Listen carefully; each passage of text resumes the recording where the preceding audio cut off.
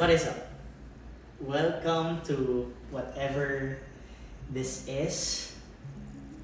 And in all honesty, I don't know yet where this is going.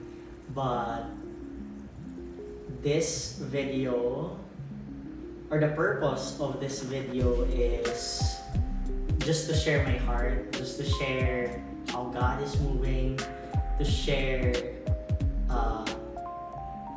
life updates, the things that I'm doing. All in all, it's a space for people to come in, share their faith, maybe their journey on how things are going, and at the same time, a space for you to grow in your faith. This has been in my heart for quite some time now, and I believe even though I don't know where this is going, all I have to do is obey. And for this video, it's not going to take so long. I hope it's going to be 10 minutes, but I'm just gonna share one thing, and it's all about greater things. For the past months, last year, starting November, December, and January, when I went on trip to Leyte, I visited my friend Harvey for the sole purpose of just spending time. Really, just spending time, attending the conference, going around, observing, learning from Pastor Ram and Pastor Janine, from all the volunteers and the leaders, and being intentional with relationships. And from then on, the word greater started to pop up. Eventually, I had a privilege to join in one of the leadership meeting wherein Pastor Ram shared the vision for the church, their church in Leyte. And back then I didn't have the language for it, but I know that God is gonna use me to build more. And as Pastor Ram shared some things, I realized that God is going to do greater things as well in my life. So I caught that, and I took it upon myself that as God is gonna use me to build more this year. I don't know what that is for. Maybe that's for me personally, or maybe that's for other people around me. But I know that He's gonna use the season of mine to really build more for the glory of His kingdom, for the glory of His name. Even though I don't know yet the steps, I know His word. There's glimpses here where I'd be able to know the ins and outs of the things that I'll probably be in. So that happened in November. Fast forward to December, January, I went on a trip to Cebu to do a 42-kilometer, and that's amazing. It's my first time running in Cebu, so hindi nakakaumay. Because you know, if you're a runner and you've been running in the same place over and over again, and if you're like me, nakakaumay talaga tumakbo sa isang lugar for a very long time. And so that was something na I'm very excited about. And running in that marathon made me realize that humans are pretty amazing. I mean, we can do amazing things. And if we're just gonna put our mind and our body, we can do it. Of course, with the right preparation, with the right nutrition, with the right mindset. Imagine running for 42 kilometers. Diba? That's a great feat already. Not everyone can do that.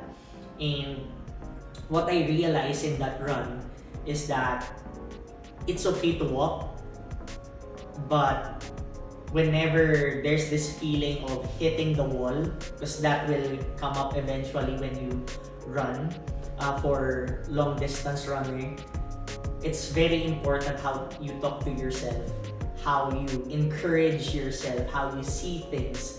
Kasi when I go back to the Bible, it says there that death and life is in the power of the tongue. So it's very important what you speak.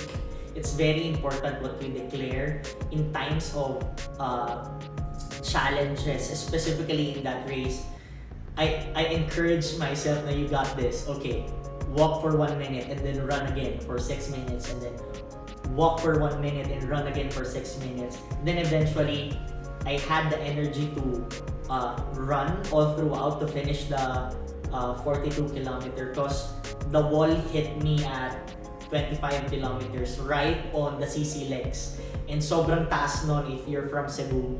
At the same time, sobrang haba nun. So it really hit me after that uphill, and sobrang sakit ng paa ko nun. That I encouraged myself na, okay, Fendi, if you're gonna finish this strong, you have to be smart. So I talked to myself, okay, walk for 1 minute and then run again for 6 minutes. And then really took the time to drink in every station, pero hindi ganun karami, just enough to fuel myself, and then eat some nerds along the way to have that sugar in me, to have that energy also to finish the whole bridge. And it's amazing kasi I was able to finish it, and I have more energy afterwards. I mean, I'm not that drained.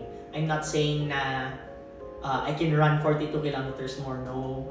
But I'm not as tired as I imagined it na I would be. So there's that.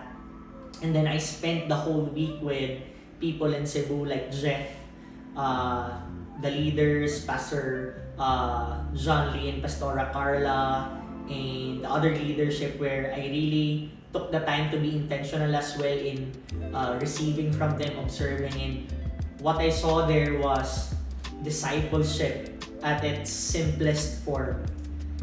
But in its simplicity, it has so much power that people's lives are being transformed. That's just because of a simple yes. And those sacrifices along the way paved way for families being discipled and families being transformed, experiencing the love of God. That same time, I was able to join in and sat down with one of their meetings as well, and Pastor John Lee talked about greater things as well. And it's amazing because from Leyte to Cebu, God has been showing to me greater things up ahead. And I just realized that as I continue to build more in this season of mine, I cannot do it alone. I need to go deeper in my relationship with Him. I need to go deeper in my relationship with people, because accountability is very important as well. If God is gonna do greater things in me and through me, it's important that I'm healthy first. It's important that I am connected to the source, because I won't be able to do greater things all on my own. And if it's just me, it would reach to a certain point lang, and it's not gonna leave a certain mark in my generation. And I believe na in this greater year that God has set before us, it's gonna take us being intentional with our relationship with Him. In John chapter 15, let us go there. It says here, I am the true grapevine, and my Father is the gardener. He cuts off every branch of mine that doesn't produce fruit, and He prunes the branches that do bear fruit, so they will produce even more. There are branches in your life that needs to be cut. There are branches in your life that you need to surrender to God so that you would be refined more. Look at this. As you continue to produce fruit, He prunes the branches that do bear fruit so they will produce even more. So it's really a perspective thing that even though you're standing on a good thing, God can bring you higher to a greater thing that will produce even more fruit. And it's beautiful because it's not entirely for yourself. It's not just for you to partake. It's for others as well. Verse 3, you have already been pruned and purified by the message I have given you. Remain in me and I will remain in you. For a branch cannot produce fruit if it's severed from the vine. And you cannot be fruitful unless you remain in me.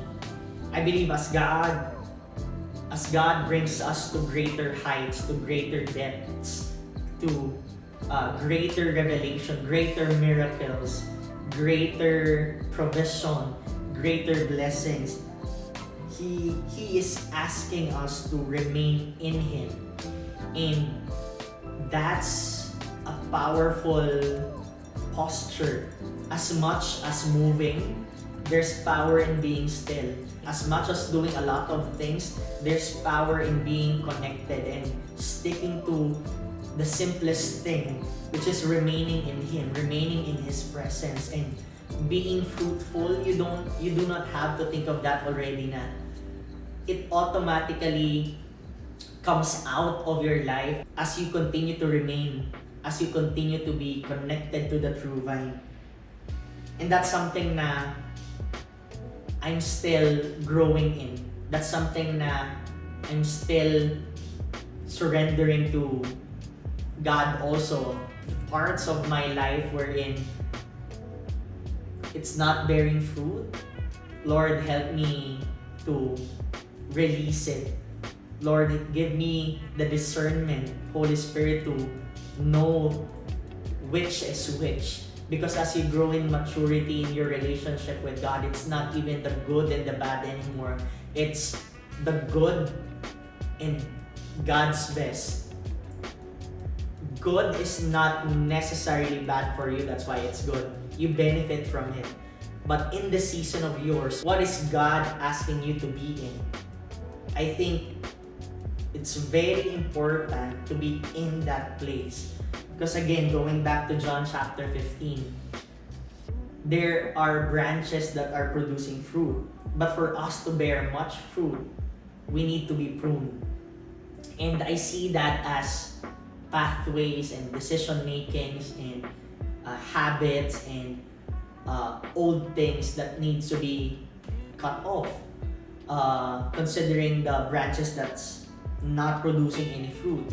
But there are also branches that's producing fruit. Maybe God is asking you to zero in something. Maybe God is asking us to focus on the simple things more than the grand gesture of doing a lot, like Martha, right?